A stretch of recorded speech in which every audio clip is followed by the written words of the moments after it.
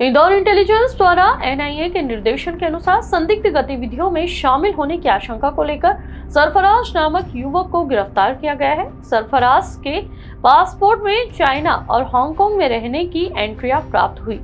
फिलहाल इंटेलिजेंस सरफराज से बारीकी से पूछताछ में जुटी हुई है। दरअसल पिछले कई दिनों से मध्य प्रदेश में एनआईए द्वारा कई तरह की कार्रवाई को अंजाम देकर प्रतिबंधित संगठन पीएफआई संगठन के सदस्यों को गिरफ्तार किया गया था। इसी के तहत अब एनआईए की जांच पड़ताल में इंदौर के रहने वाले सरफराज मेनन का नाम सामने आने के बाद फिर से हलचल तेज हो गई है। बताया जा रहा है कि एनआईए द्वारा इंदौर इंटेलिजेंस पुलिस को सूचना दी गई थी कि चंदननगर थाना क्षेत्र की ग्रीन पार्क कॉलोनी स्थित फातिमा अपार्टमेंट के फ्लैट नंबर 302 में अपने परिवार के साथ रह रहा था, लेकिन जब वहां पर इंटेलिजेंस की टीम पहुंची तो वह घर पर नहीं मिला, जिसके बाद पुलिस ने उसके परिजनों से पूछताछ के लिए थाने लेकर पहुंची। पूछताछ के दौरान देर रात सरफराज मेनन को ढूंढ निकाला गया।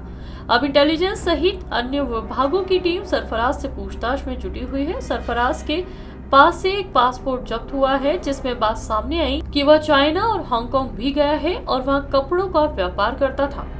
मुंबई पुलिस कंट्रोल रूम और एनआईए के माध्यम से इंदौर पुलिस को ये पॉइंट मिला था कि एक संदिग्ध व्यक्ति इंदौर में हो सकता है जो कि आईएसआई से जुड़ा हो या फिर संदिग्ध रूप से आतंकवादी हो।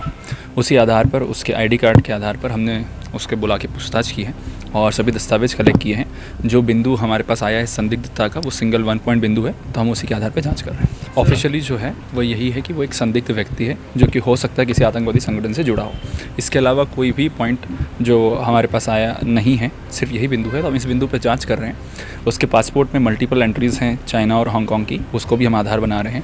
और दूसरा, पासपोर्ट कार्यालय से संपर्क कर रहे हैं कि पुराने पासपोर्ट के आधार पर अगर वो किसी और देश में गया होगा तो वो जानकारी भी हम जुटा रहे हैं। साथ ही जो हांगकांग और चाइना गया है वहाँ पर भी हम तस्दीक करवाएंगे कि वो जो हमारे पास बात कह रहा है उसमें कितनी सत्यता है, और जिन जिन लोगों के उन्होंने नाम लिए हैं उनसे भी हम संपर्क में आ रहे हैं। ये लगभग 12 साल हांगकांग चाइना रहा है और बीच में इंडिया आता रहा है। इसको चाइनीज़, इंग्लिश और हिंदी का ज्ञान है।